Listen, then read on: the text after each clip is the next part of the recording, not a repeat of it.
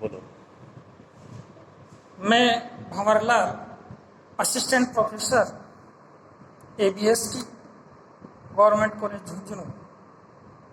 आज अपन प्रारंभ करते हैं बीकॉम पार्ट द्वितीय के प्रथम प्रश्न पत्र इनकम टैक्स आयकर। तो देखिए, अपन प्रारंभ करते हैं introduction and definition of income tax. कर सरकारी राजस्व का प्रमुख स्रोत माना जाता है। सरकार को अपनी कानून व्यवस्था बनाए रखने के लिए, देश की सुरक्षा करने के लिए, कल्याणकारी योजनाओं को लागू करने के लिए धन की आवश्यकता होती है। इसके तहत हमारी जो व्यवस्था, चाहे गणतांत्रिक हो, प्रजातांत्रिक हो या राजघराने की हो, सभी में कर लगाकर धन जनता से ही वसूल किए जाते हैं। कर दो प्रकार के होते हैं। पहला प्रत्यक्ष कर, डायरेक्ट टैक्स। दूसरा अप्रत्यक्ष कर, इनडायरेक्ट टैक्स। देखिए, प्रत्यक्ष कर का आशय है कि इसमें कर का भार कर चुकाने वाले व्यक्ति को ही वहन करना पड़ता है, जिस पर यह कर आरोपित किया जाता है या लगाया जाता है। दूसरे शब्दों में, इसमें कराघात एवं करापात, incidence of tax and impact of tax एक ही व्यक्ति पर लगाया जाता है। जैसे आयकर और धनकर इसके उदाहरण हैं। इसी प्रकार अप्रत्यक्ष जो कर है, इसमें इसके अंतर्गत जो कर चुकाने वाला व्यक्ति उस कर के भार को दूसरे व्यक्ति के ऊपर कर के भार को प्रभारित कर देता है, अर्थात डाल देता है। इसी को दूसरे रूप में कि किसी व्यक्ति ने कर चुकाया है, किसी बड़े व्यापारी ने कर का भुगतान किया है, तो वह कर की राशि का भार उससे छोटे ग्राहकों पर डाल देता है। तो इस प्रकार से इसको अप्रत्यक्ष कर कहा गया है। जैसा कि वर्तमान में सभी प्रकार के जो इनडायरेक्ट टैक्सेस थे, उन सभी को मिला करके पिछले वर्षों में केवल एक ही कर नाम दे दिया गया है, जिसे आप वाकिफ हैं, गुड्स एंड सर्विस टैक्स। ये जो आयकर है, आय पर लगाए जाने वाला एक प्रत्यक्ष और प्रगतिशील कर है। इसे प्रगतिशील इसलिए कहा गया है कि इसमें प्रतिवर्ष जो वित्तीय अधिनियम के द्वारा जो निर्धारित जो दरें होती हैं, जो स्लैब होती हैं, उनमें परिवर्तन किया जाता है। इस प्रकार से इस कर को प्रगतिशील कर के रूप में कहा गया है।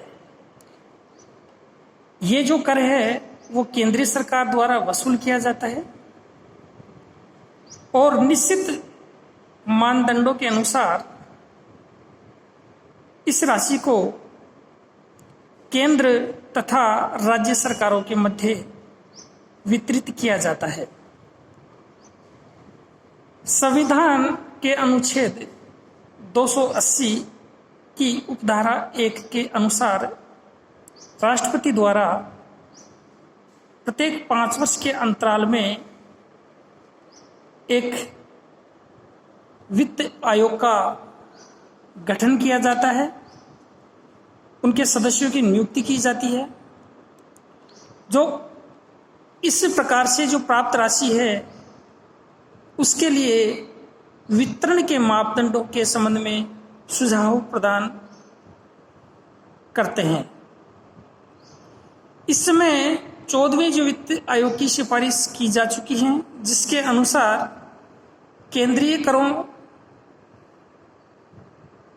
से जो प्राप्ति है वो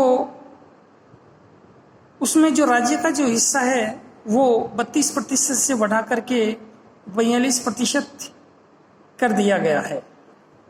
अब इसी में अपन आयकर के इतिहास के संबंध में अपन पढ़ते हैं कि भारत में सर्वप्रथम आयकर 1860 में जब ब्रिटिश सरकार थी तो उस शासन काल में सर जेम्स विल्सन ने लगाया था, लेकिन इस संबंध में विधिवत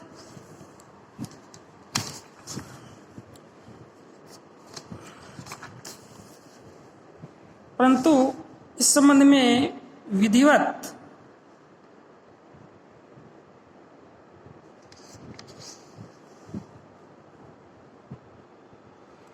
(1886) में पारित किया गया। वर्तमान में आयकर अधिनियम 1961 में पारित किया गया। यह अधिनियम 1 अप्रैल 1962 से संपूर्ण भारत में लागू किया गया। इस अधिनियम में 298 धाराएं तथा 14 अनुसूचियां सम्मिलित हैं। प्रत्येक वित्तीय बजट के अंतर्गत सामान्यतः आयकर अधिनियम की धाराओं एवं उपधाराओं में परिवर्तन एवं संशोधन किया जाता है। इसी प्रकार आगे अपन देखते हैं आयकर का दायित्व, change of charge of income tax. देखिए, आयकर अधिनियम की धारा 4 के अनुसार करदाता को प्रत्येक कर निर्धारण वर्ष में संबंधित गत वर्ष की कुल आय पर वित्त अधिनियम द्वारा निर्धारित दरों के अनुसार आयकर देना पड़ता है। करदाता, असेसी, करदाता किसे कहते हैं? ऐसा व्यक्ति जो इस अधिनियम के अंतर्गत आयकर या अन्य कोई राशि चुकाने के लिए उत्तरदायी है। इसमें जो मानी गई जो आय है उसको भी सम्मिलित किया गया है। ठीक उसी प्रकार इसमें असेसी इन डिफॉल्ट अर्थात चूक में करदाता को भी सम्मिलित किया गया है। इसी प्रकार नेक्स्ट है व्यक्ति, पर्सन। व्यक्ति के अंतर्गत जो परिभाषा दी गई है वो निम्न प्रकार सम्मिलित हैं। व्यक्ति, एक व्यक्ति, इसमें सबसे पहले है व्यष्टि एंड इंडिविजुअल। इसमें कर के दायित्व को वहन करने वाला या कर को चुकाने वाला एक व्यक्ति होता है। ठीक उसी प्रकार अपन आगे लेते हैं हिंदू अविभाजित परिवार, हिंदू अनडिवाइडेड फैमिली, इसको शॉर्ट रूप में HUF भी बोलते हैं। हिंदू अविभाजित परिवार के अंतर्गत एक ऐसा व्यवसाय होता है जो अपने पूर्वजों से वो व्यवसाय चलता आ रहा होता है और उस व्यवसाय में यदि कोई व्यक्ति नया जन्म लेता है तो भी वह उस व्यवसाय का हिस्सेदार माना जाता है। ठीक इसी प्रकार अपन नेक्स्ट लेते हैं कंपनी। जैसा कि कंपनी अधिनियम में कंपनी के बारे में भी बताया गया है कि कंपनी एक वैधानिक कृत्रिम व्यक्ति होता है जिसकी एक सार्वमुद्रा होती है। इसके अंतर्गत व्यवहारिक रूप में अपन देखते हैं जैसे टेक्सटाइल लिमिटेड है, और भी जैसे अल्ट्रा सीमेंट कंपनी है, श्री सीमेंट लिमिटेड कंपनी है, जेके सीमेंट लिमिटेड कंपनी है। तो इस प्रकार से इस जो कंपनी के अंतर्गत केवल वैधानिक जो कृत्रिम व्यक्ति होता है उसके व्यवसाय को सम्मिलित किया जाता है, और उस कंपनी के द्वारा उस कंपनी को कर के हिसाब से एक व्यक्ति माना गया है। इसी प्रकार नेक्स्ट अपन लिखते हैं फर्म या साझेदारी संस्था। देखिए कि साझेदारी संस्था के बारे में भी आपने पहले पढ़ रखा है कि इसमें दो या दो से अधिक व्यक्ति मिलकर के किसी व्यवसाय को किसी समझौते के अंतर्गत करते हैं तो वह साझेदारी व्यवसाय माना जाता है। इसी प्रकार जब आरोपित किया जाता है, कर जो लगाया जाता है वो भी एक फर्म के ऊपर आरोपित किया जाता है, और कर के दृष्टिकोण से एक फर्म को भी एक व्यक्ति माना गया है, इसको भी एक कृत्रिम व्यक्ति माना गया है। इसी प्रकार नेक्स्ट अपन लेते हैं व्यक्तियों का समुदाय। जैसे व्यक्तियों का समुदाय जिसमें बहुत से व्यक्ति सम्मिलित हों, इसी प्रकार व्यष्टियों का संघ, ठीक है, इसको बताया गया association of persons and a body of individual.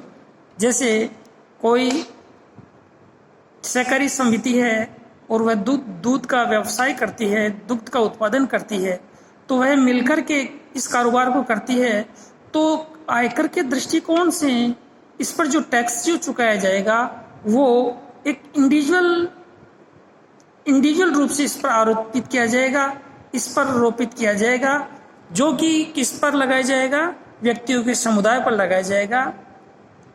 तो इस प्रकार से ये जो व्यक्तियों का जो समुदाय और व्यक्तियों का जो संघ है उस पर व्यक्तिगत रूप से इसको व्यक्तिगत श्रेणी में सम्मिलित किया जाता है और उन पर कर आरोपित किया जाता है, अर्थात इनको एक व्यक्ति के रूप में परिभाषित किया गया है।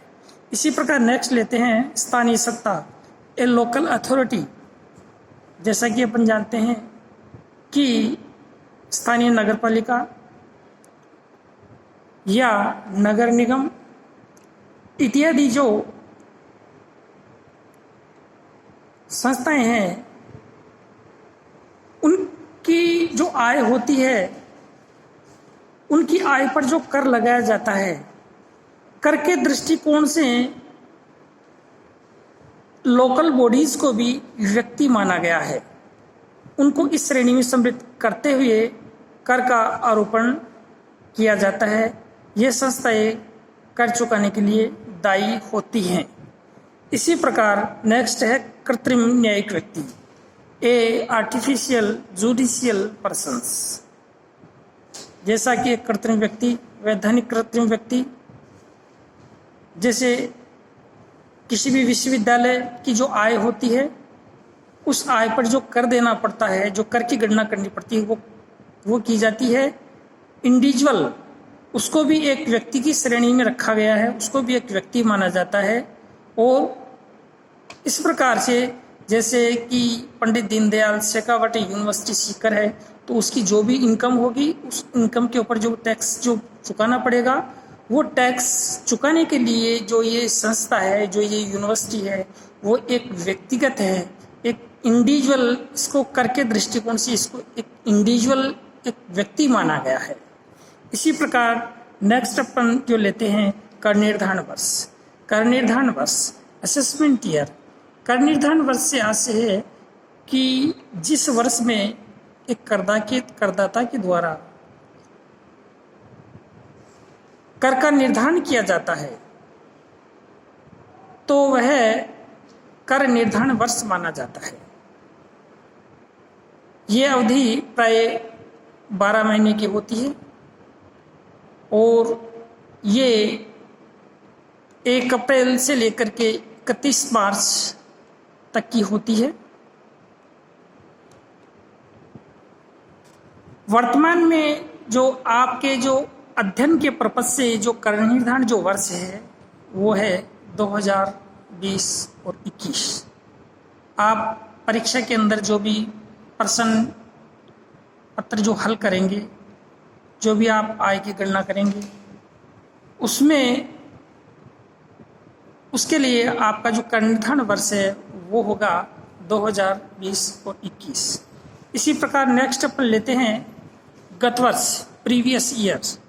प्रीवियस ईयर गत वर्ष से आज से है कि जो कर निर्धारण वर्ष होता है उस कर निर्धारण वर्ष से तुरंत पूर्व का जो वर्ष होता है वह गत वर्ष होता है, जिसमें प्राय एक वर्ष की अवधि होती है और इसमें 12 महीने को सम्मिलित किया जाता है और ये अवधि 1 अप्रैल से लेकर के 31 मार्च तक की होती है। वर्तमान में आयकर के दृष्टिकोण से, छात्रों के अध्ययन के दृष्टिकोण से ये जो अवधि है वो वित्त वर्ष 1 अप्रैल 2019 से लेकर के 31 मार्च 2020 माना गया है। Thank you.